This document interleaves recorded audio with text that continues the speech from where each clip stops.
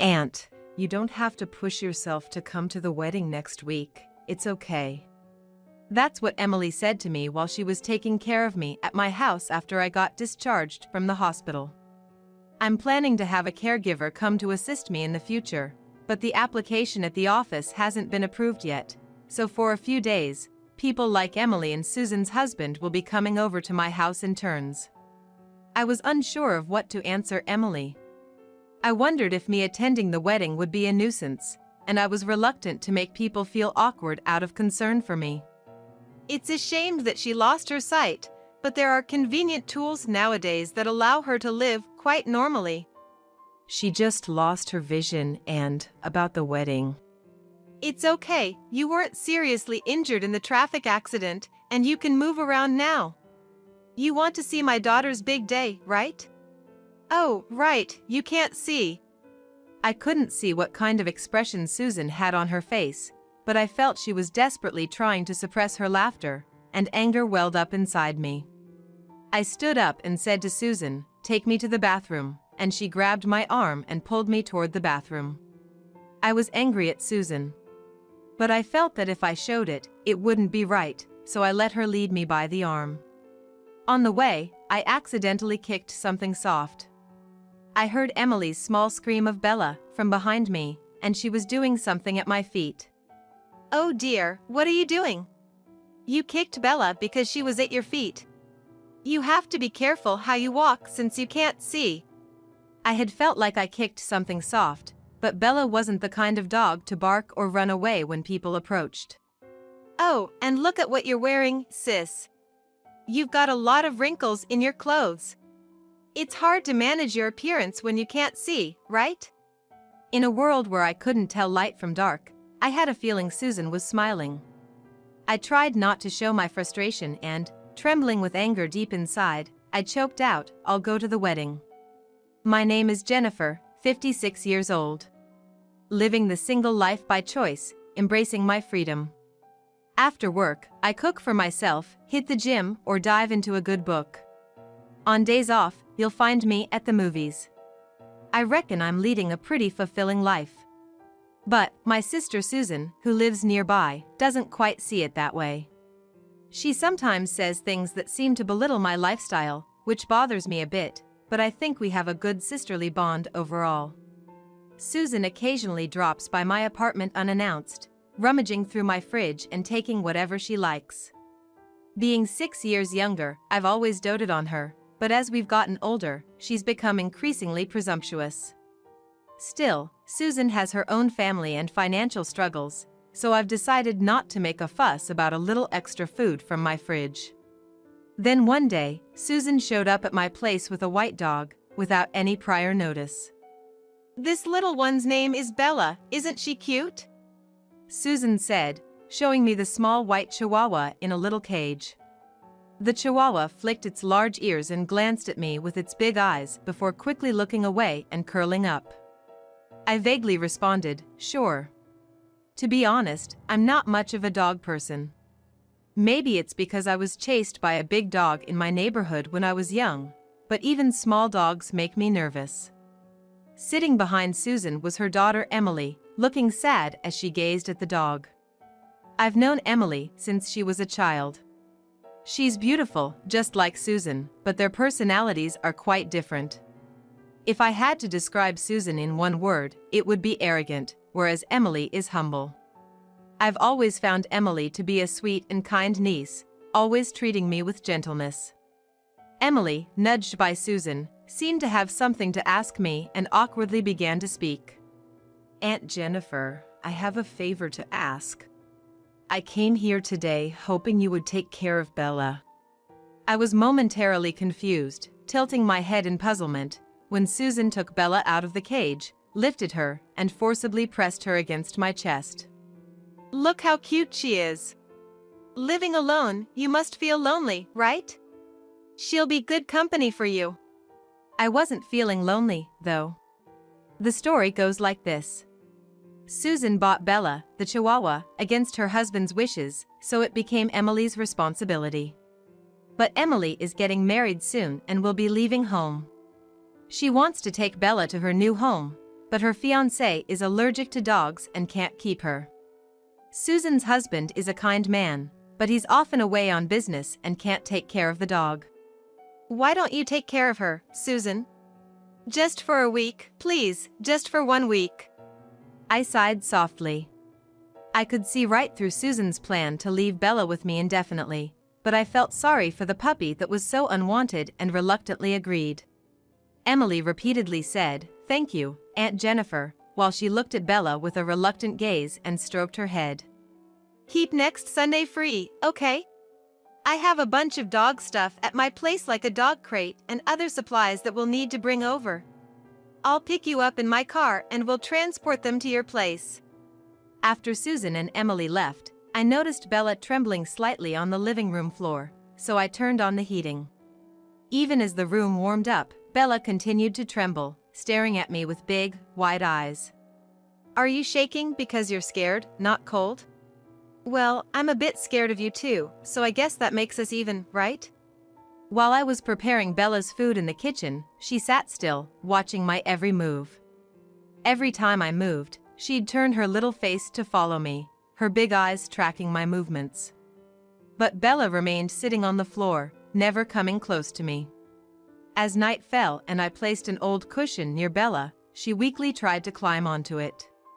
Casually watching her struggle while I watched TV, I finally realized why Bella had been sitting in the same spot all day. I see. I picked up Bella's small body and placed her on the cushion, where she contentedly buried her face and eventually fell asleep. There was a subtle issue with her hind legs, not visible at first glance. Either born with a disability or unable to walk and climb properly, Bella required special care. The realization that Susan had left me with a dog needing extra attention without explanation irked me a bit, but I also understood that it would be hard for Emily, about to get married, to take care of her. Despite being a person who disliked dogs, I found myself able to touch and hold Bella, a quiet and well-behaved dog who never barked. When I returned from work, Bella would be sitting on the cushion, waiting for me with her big, dewy eyes. She didn't wag her tail to welcome me home. Just sat and watched me, emitting a mysterious aura that was hard to read. Day after day, being gazed at by those big eyes, I found myself gradually drawn to Bella. Then, as time passed and Emily's wedding day approached, something happened on a sunny day. I had an accident and shards of glass from a shattered windshield entered my eyes, leaving me blind. I was bedridden in the hospital, but when I regained consciousness, I had no idea where I was, let alone that I was blind. I wondered why everything was so dark around me, and eventually, after a doctor's explanation, I understood that I was blind, which left me uncontrollably trembling. It felt unreal, like something out of a dream. In a world where I could see nothing, I confirmed my own existence by touching my fingers one by one, inexplicably overcome with sadness. Being single with no parents, Susan and, more so, her husband and Emily took great care of me during my hospital stay. My boss and a few colleagues visited me, asking generic questions like, "How are you feeling?" "I can't work together anymore with my current condition, so please let me resign." When I said this aloud, the atmosphere seemed to be enveloped in calmness, and I felt a slight weight lift off my shoulders. Susan's husband patiently explained how I, now disabled, would receive support and live my life going forward, and promised to continue helping me.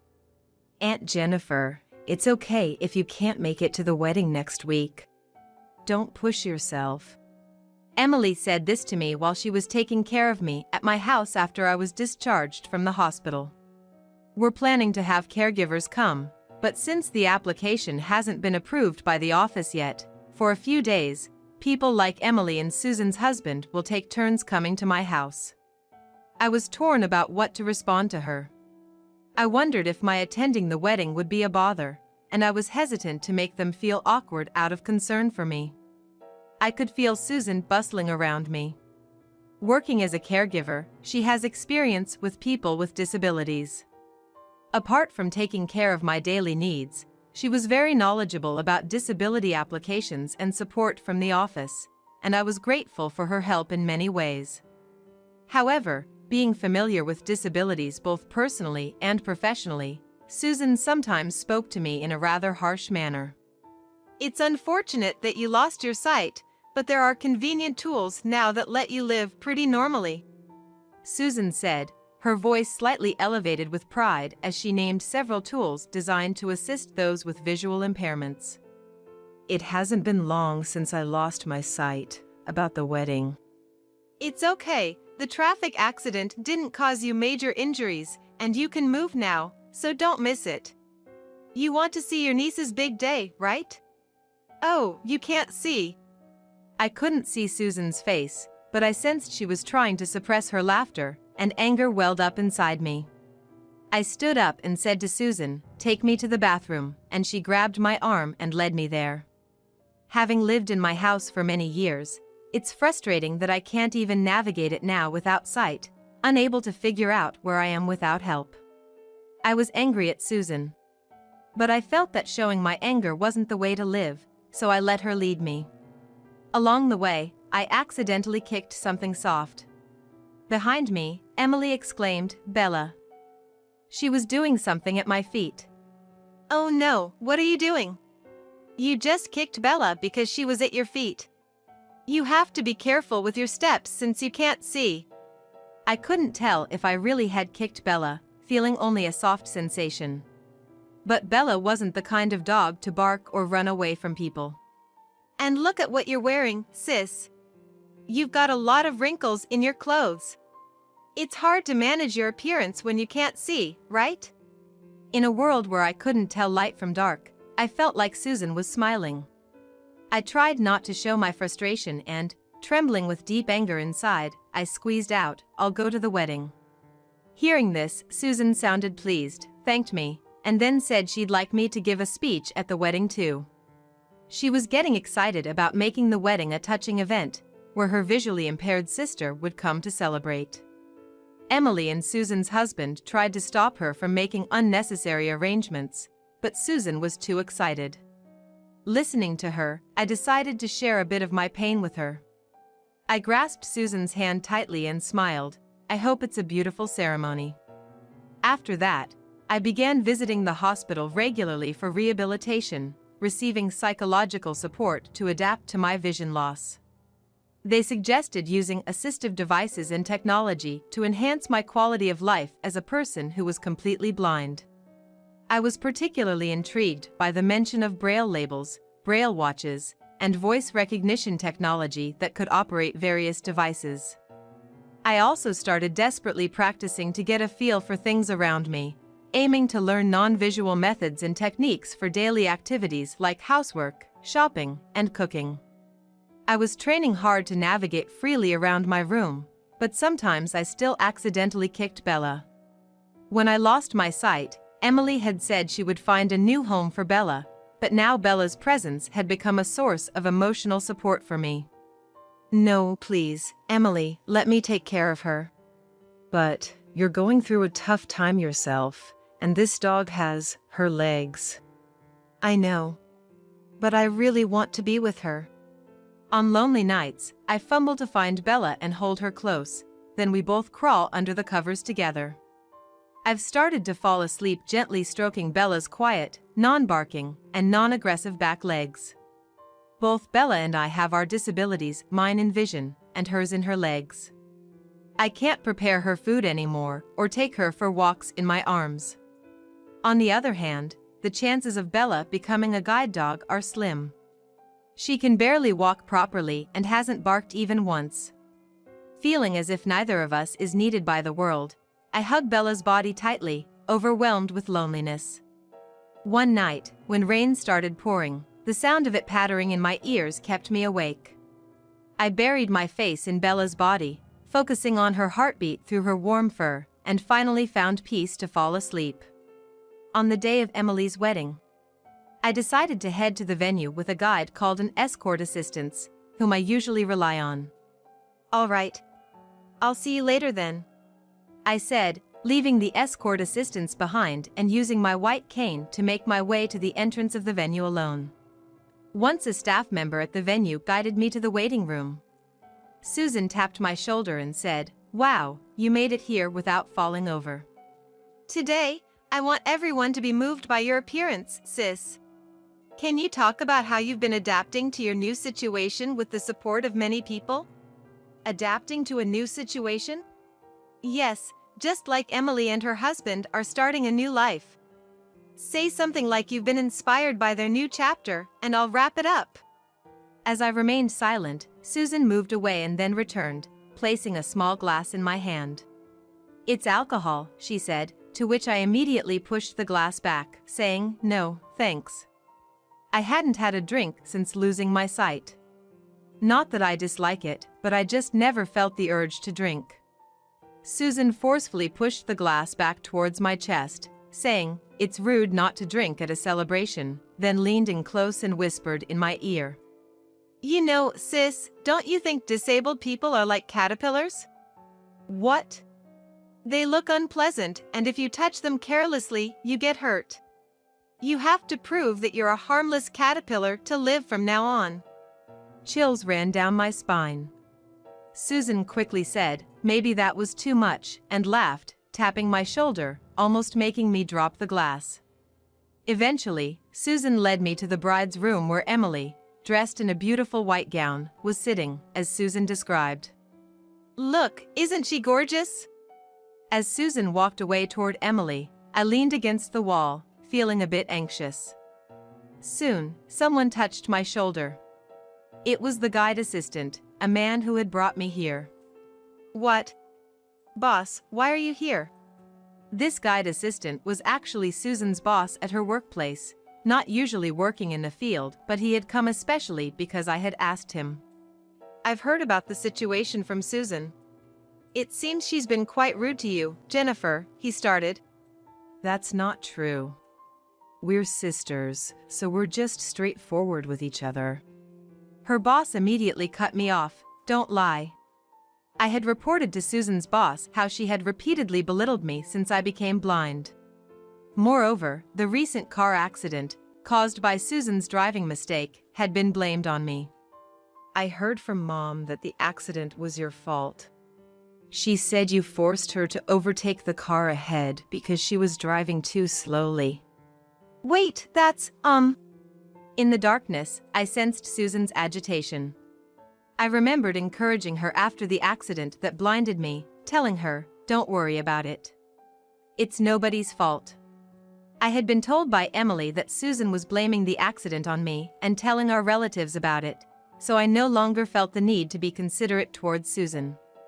I reported all of Susan's actions to her boss, who became furious and showed up at the event like this. Susan's boss said, this behavior is unacceptable for someone involved in caregiving. I will consider severe disciplinary action. To this, Susan suddenly shouted back, don't be ridiculous. That shout seemed to be a signal, and Susan's husband and Emily's fiancé entered the room. In fact, this timing was planned in consultation with Susan's boss, aiming to have a confrontation at this moment.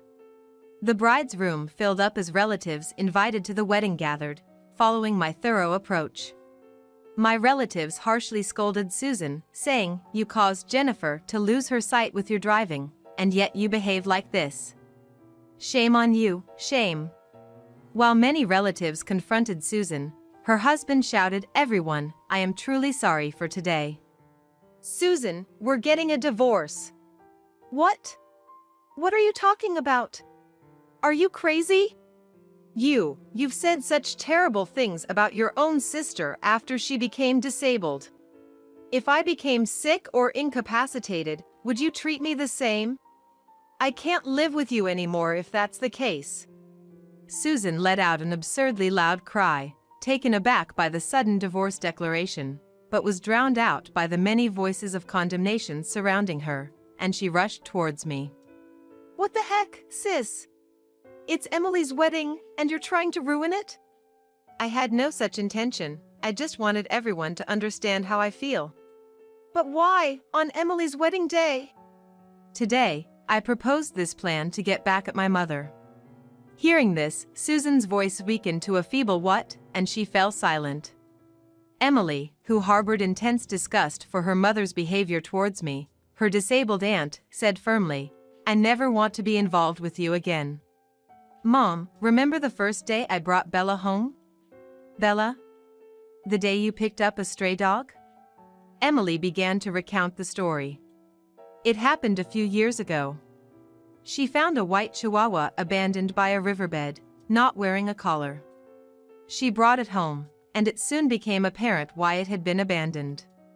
The white Chihuahua's hind legs seemed paralyzed and barely moved. A vet visit confirmed it was a genetic condition with no cure. Despite Emily believing her mother, who worked in welfare, would care for the Chihuahua, saying, Susan blatantly refused, "Why would we keep a disabled dog? I've always remembered that. You hardly ever took care of her, leaving her in the cage while I was at school. Now her front legs have weakened too, and she just sits on the cushion, not barking or moving." Apparently, due to lack of exercise, Bella's front legs had also weakened. "None of that matters now. Anyway, get out. Today is my wedding, and I want to celebrate it with people I care to be with." After Emily's stern words, Susan, seemingly lost for words, eventually left the room with heavy footsteps. Unable to see the expressions of others, I sensed the uneasy atmosphere and felt pained. What an ambience I've created at this wedding, I thought, remaining silent and looking down. Eventually, Emily's fiancé quietly called out, "Everyone," and announced, "We will continue with the wedding." The groom declared, "We apologize for the trouble, but there's no need to stop here. Emily and I are determined to walk through life together, undeterred by such small difficulties, bound by our strong love. We might face tough times in our marriage, but we believe these will be opportunities to deepen our love, and we'll work through them." Standing beside her fiancé, Emily said, "Everyone, please help us overcome this trouble and make this special day joyous with your smiles." As the priest bowed deeply, a round of applause erupted from the crowd. Standing quietly by the wall, I clapped my hands softly and whispered, "Congratulations on your wedding, Emily." Thanks to the priest's efforts, the wedding proceeded smoothly and turned out to be a very happy occasion for the couple. Subsequent investigations at Susan's workplace revealed that she had been disrespectful to other disabled individuals as well. This led to her dismissal and, compounded by the divorce imposed on her, forced her to move far away. Abandoned by her husband and Emily, Susan is now looking for work in the welfare sector again, but it seems she's facing difficulties as her prejudice against disabled people has become known to others in the field. Once, after the wedding, Susan called me. "How's your life now? Are they doing well?" she asked in a trivial conversation, followed by a long silence, then admitted, "I regret blaming the car accident on you and telling everyone about it. I thought I had a perfect life, everything going smoothly, even my daughter getting married, but that accident was a stain on my life. So." I hung up the phone in the middle of her speaking. I didn't want to talk anymore. As for me, I'm gradually adapting to my situation. There are support services in the neighborhood that I never knew existed when I was able-bodied, and I'm starting to train for daily life with kind help from various support staff. In my room, I started with basic training to prevent stumbling, and then moved on to grooming tasks like brushing teeth and trimming nails. Furthermore, I learned to keep things in specific places to reduce search time, along with various other skills like cooking and laundry. This training encompassed most of my daily life. In this era, even smartphones and tablets have reliable voice recognition features, so I can enjoy music and other features without complex operations. Sitting in a chair, I slowly close my eyes, letting the soothing music permeate my heart. Something fluffy crosses my bare feet. Reaching down, I feel a lick on my fingers. I reach out, trying to find the dog I expect to be there, but Bella isn't there. Reluctantly, I lean back in the chair, and then Bella lets out a soft whimper, a sound I had never heard from her before. It takes me a few seconds to realize it's Bella's bark, and as I stand up, she whimpers softly again. I follow the sound of Bella's whimpers to the window. After feeling around and picking her up, I touch the curtain and feel the warmth of the sun on my cheek. It's a nice day, isn't it? Yes, let's go for a walk together. Holding Bella, I open the front door. And the warm sunlight pours down on us.